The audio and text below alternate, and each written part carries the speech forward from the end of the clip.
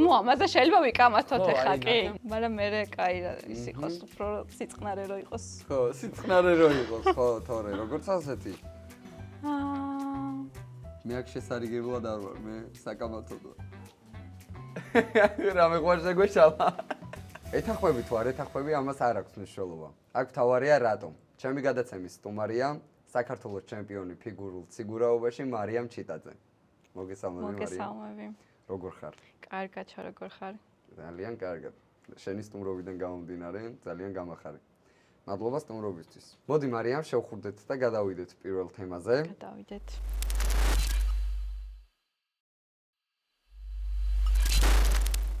გაგვიმარჯოს. გაგვიმარჯოს.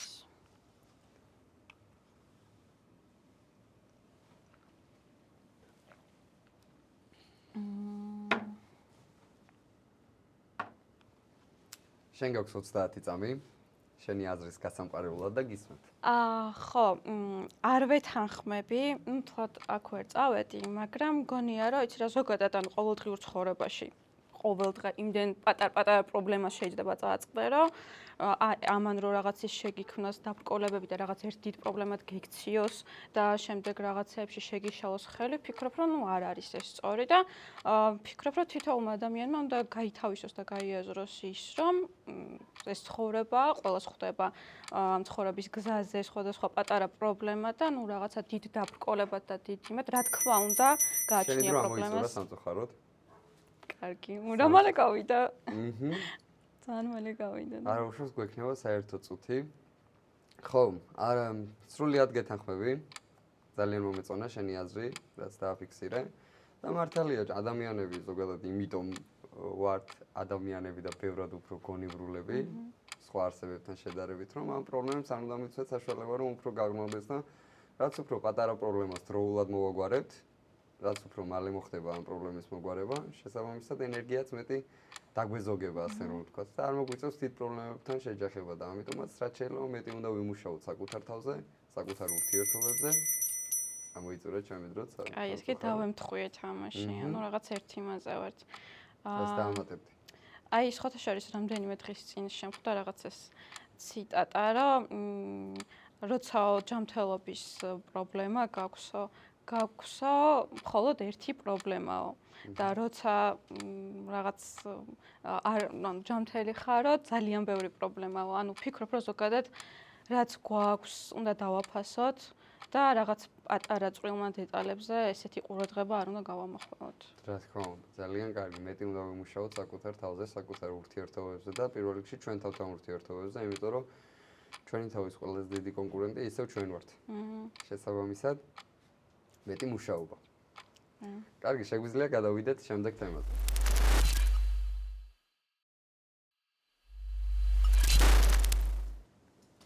წყვილებს გავუმარჯოთ.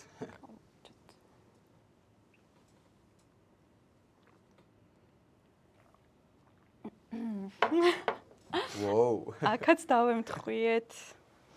ძალიან კარგი, გისმენთ. მოდი ახლა ჩემ თავზე ვილაპარაკებ და ჩემს სუბიექტურას დავაფიქსირებ, რომ ღალატი არის ღალატი და არანაირი შეფასება, რაღაცა სხვანაირი მიდგომა და ასე შემდეგ მგონია რომ ნუ არ არის ეს ამის გამართლება. ღალატში გულისხმობ ბევრ რაღაცას, არ არის აუცილებელი რომ რაღაც თქვათ წყვილის შემთხვევაში, ანუ მეგობრობაშიც გულისხმობ რა ღალატ არის ბევრი რაღაცა, რომ ნუ ჩემთვის ღალატი უპატიებელია შეიძლება ითქვას. ამოიწურა შენი დრო. დიდი მადლობა ასეთი აზრისთვის. ღალატია, გეთანხმები აბსოლუტურად. უბრალოდ ერთი რაღაც უნდა გავიაზროთ ყველამ, რომ ჩვენს ქვეყანაში, ქრისტიანულ ცხოვრებაში, წყვილის ურთიერთობა, ქალის და კაცის ურთიერთობა არის დიდი საიდუმლოება. ეს ადამიანი არ არის ჩვენი არც მეგობარი, არც ჩვენი ძმაკაცი, არც ჩვენი დაქალი და არც ჩვენი ნათესავი, რომ ამ ადამიანმა შეიძლება რაიმე შეიძლება აწყენინო და თუნდაც ესე უბრალოდ დაივიწყოს რა ერთი სიტყვით, ესე რომ ვთქვათ. ის ჩვენი ნაწილია, ერთი დიდი ნაწილია და ჩვენ ერთ ორგანოდ უნდა ვიყოთ, ანუ როდესაც წყვილი ქვია ადამიანს. ამოიწურა ჩემი დროს და დავამატებ ორ სიტყვას, სულ რომ თუ ადამიანს წყვილი ქვია, ის ერთი ორგანოა და რა თქმა უნდა იმ ადამიანს ელემენტარული საქციელს კი იმაზე მეტად წის, ვიდრე ეს შეიძლება ეწყინოს შენს დას, შენს მეგობარს, შენს დაქალს, ისინი გაპატიებენ ამ ყველაფერს. თუმცა აი კაია სარწმუნოება რო ახსენე, სწორედ ჩვენი სარწმუნოება გვასწავლის, რომ პატიებაც უნდა შევძლოთ. თუმცა ეს არ ნიშნავს, რომ შემდეგ ამ ადამიანთან გააგრძელო ურთიერთობა. რა თქმა უნდა, პატიებით უნდა აპატიო. კი. ხო. აი ეგ მომენტი მაქვს უბრალოდ რომ ჩემთვის არის ღალატი თუნდაც ისიც რომ მაგალითად ადამიანი როდესაც ჩემთან ერთად არის და ჩემს მოჩვენებითად იქცევა ისე როგორც მე აი უბრალოდ იმ მომენტში რომ ჩვენ შორის კამათი არ წარმოიშვას ამის დასამტკიცებლად რაღაცნაირად იქცევა იმ მომენტში ძალიან კარგად და შემდეგ უბრალოდ როცა მე მომწყდება და ზურგს უკან გადის ხვდები და იქ ცოტა ოდნავ იცვლებაც რომ ანუ ესეც ღალატია ჩემთვის იმიტომ რომ მე ხო რაღაცაში შენგან მომატყუე უკვე ხვდები ხო ძალიან კარგი გამიხარდა აქაც დავემთხვიეთ უკვე მეორედ აქვე მინდა გითხრათ რომ დავაჭიროთ გამოწერის ხილაკს ხელი იმიტომ რომ გამოწერები რატომღაც ძალიან ნელა მემატება ასე რომ ვთქვათ და თქონა იქნება რომ გამოვიწეროთ ჩემი არხი და დამიწეროთ ასევე სტუმრები ვის ისურვებდით განსხვავებულ აზრში მე კიდე მოვიყვანდა აუცილებლად მოგასმენიათ მათ აზრს. კარგი, შეგვიძლია გადავიდეთ შემდეგ თემაზე.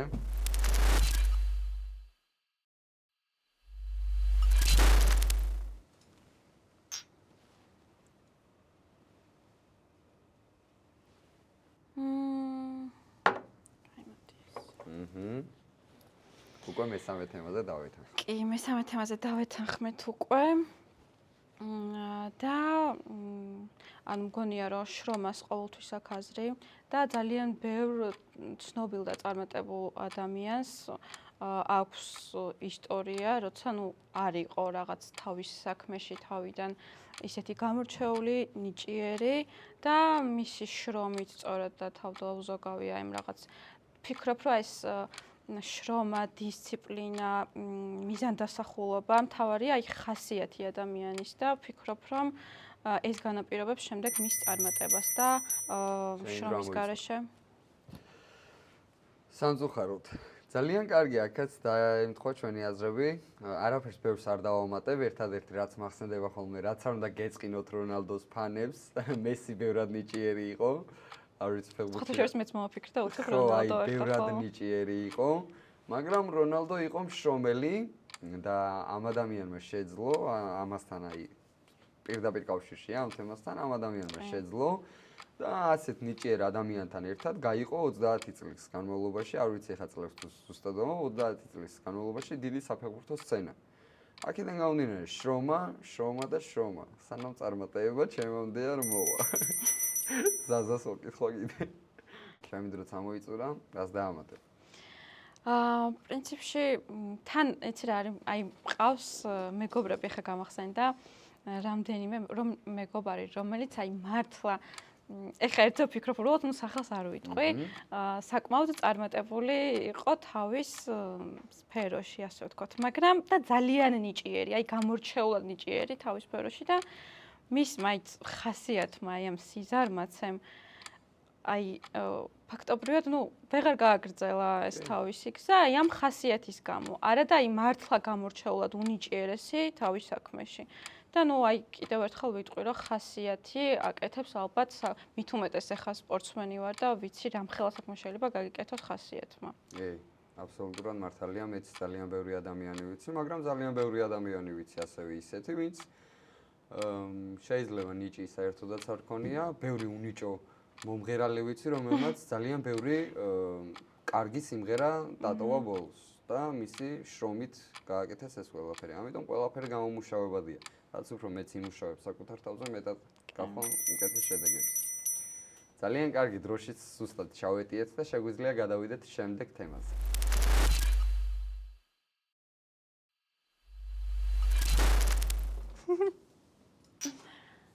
საქართველოს გამომარჯოს. გამომარჯოს. რა თქმა უნდა. აქ არ ვიცი რაზე უნდა ვიმსჯელოთ. მოდი მე მაინც წავალ ადამიანებზე გავალ ისევ და რა ვიცი ჩვენი ჯერ ისტორია პიროვნებები, ადამიანები, რომლებაც შექმნეს საქართველოს ისტორია.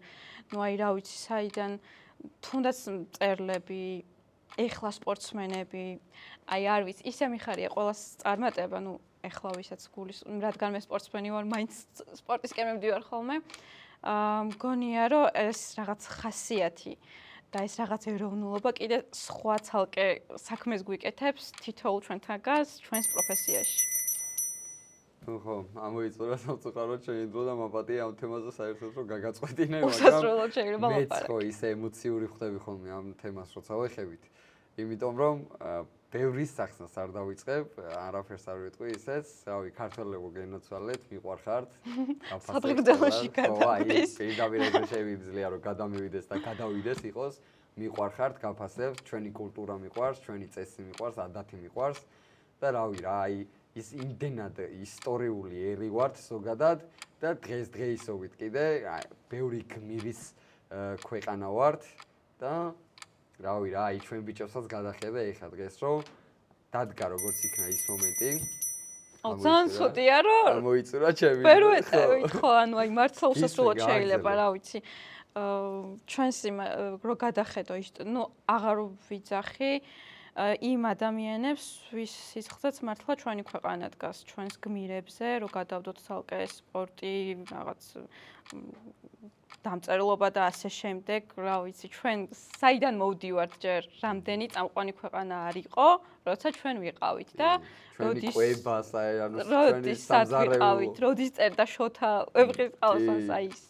ჩვენი სამზარეულო, რავი, სუფრის აკადემია გვაქვს, ბოლო-ბოლო ხსები, რომ აი საგეგმელოებით და თამადა ყავს ჩვენ და რამდენი, რა ვიცი, რამდენი. ძალიან ბევრი და დღესდღეობით კიდე მადლობა მინდა გადაუხადო ყველა მათგანს, ვინც ასახელა ჩვენი ქვეყანა, აი მაგალითად გუშინ რაც იყო, მერავდვალიშვილი სასწაული ამ დღეებში რომ აი იქამდე ყვარა, აი რა ვიცი, გვახარებენ და ყველგან გვიკავია პირველი ადგილი თითქმის. და სულ აი უსურებ ჩვენ ქვეყანას, რომ სულ ესე გაგრძელდა, სულ წინ ვიაროთ და გაგვიცნოს მთელმა სამყარომ.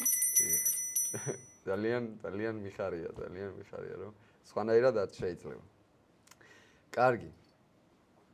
ჩვენ გვიყვარს საქართველო, მაგრამ უნდა გადავიდეთ ბოლო თემაზე.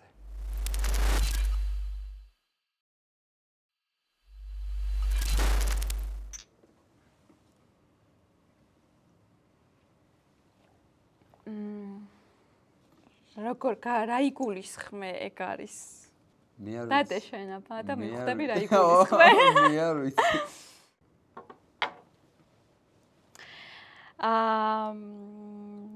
არის პროფესიები, მაგალითად მოდელი, სადაც აუცილებელია მოდელისთვის ხო რაღაც იყოს განსაკუთრებული გარეგნობით.